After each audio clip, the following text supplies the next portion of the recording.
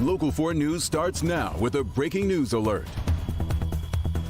We begin with the breaking news of the indictment against former President Trump, making him the first president in U.S. history to face criminal charges. He was indicted this afternoon in a hush money investigation by a Manhattan grand jury, and that tops our news tonight. Good to have you with us here at 10. I'm Devin Skillian. I'm Kimberly Gill. The indictment is capturing the attention of many people around the country. We'll have local reaction in just a moment, but first, Alice Barr has the latest from Washington. Good evening. 3 sources are confirming to NBC News that former President Trump has been indicted by a grand jury in Manhattan. At this point, we do not know what he's been charged with. That is because the indictment is still under seal. Important to remember, grand juries operate in secret by design. So until that document is made public, we don't know a lot of detail. What we do know is that the charge or charges stem from Manhattan District Attorney Alvin Bragg's investigation into a hush money payment to adult film star Stormy Daniels during the 2016 presidential campaign. Daniels claims she had an affair with Mr. Trump back in 2006, a claim he has repeatedly denied.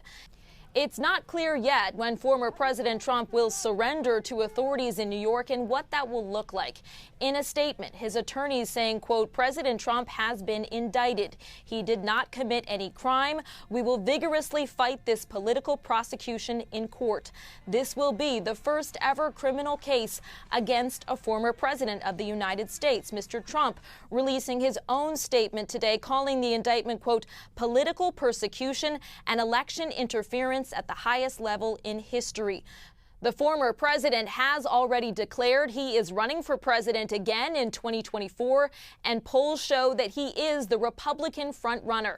No question, this and the other investigations he still faces will loom large over the campaign in the months ahead. In Washington, I'm Alice Barr. Back to you. All right, Alice, in fact, the president now, former president now does traverse 2 roads, legal and political. Nothing about this indictment means he can't run for president, even if he were to be convicted. That's right. Mar McDonald is live downtown tonight. Mar, there are certainly many politicos who think this indictment may actually help him.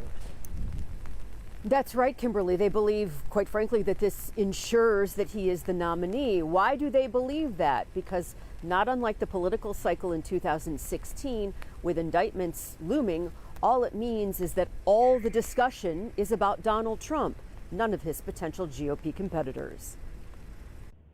Today's indictment feels nothing like Richard Nixon's resignation from office, which the entire country watched gravely. We have been inured to things that wasn't the case when Nixon was president. I mean, it was shocking that he had taped people in the White House, and it was shocking to see money spent to break in and to pay hush money. So I think we have become inured in many ways. The indictment, yet to be unsealed, likely holds no surprises. So does it derail the Trump train from competing in an election year? No, because all this stuff's baked in. I mean, what don't we know?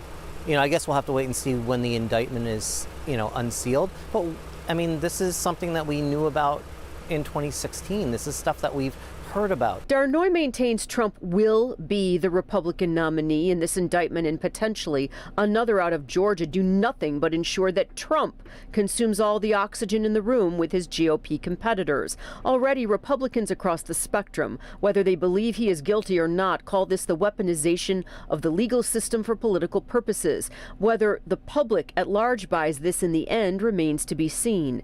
Is today unprecedented? Sure, no other president has been charged criminally, but historians like Kornblue believe it is unprecedented for another reason. We haven't had an ex-president try to play a dominant role in our politics for a long, long time.